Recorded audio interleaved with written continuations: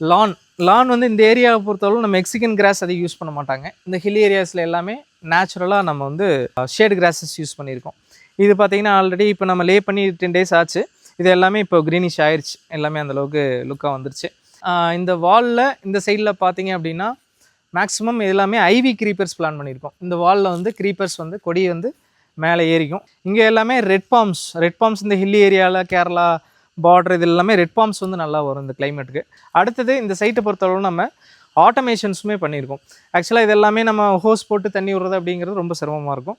அதனால் வந்து நம்ம இது ஃபுல்லாகவே பைப்லைன்ஸ் எல்லாம் லே பண்ணி இதில் வந்து நம்ம பாப்அப் ஸ்ப்ரிங்க்லர்ஸ் பிளான் பண்ணியிருக்கோம். இதில் வந்து இந்த ஏரியாவுக்கும் 6 ஸ்ப்ரிங்க்லர்ஸ் பிளான் பண்ணியிருக்கோம்.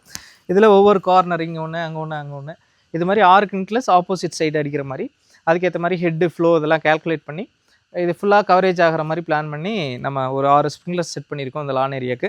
அதே மாதிரி இந்த பிளான்ஸ்க்கு எல்லாத்துக்குமே வந்து நம்ம ட்ரிப் இரிகேஷன்ஸ் வந்து போட்டிருக்கோம். இந்த ட்ரிப் இரிகேஷன்ஸ் மூலிமா நம்ம 6 mm டேப்பில் டெலிவரிஸ் வந்து வந்துடும். இது எல்லாமே நம்ம வந்து ஒரே இடத்துல கண்ட்ரோலர்ஸ் வச்சுருக்கோம்.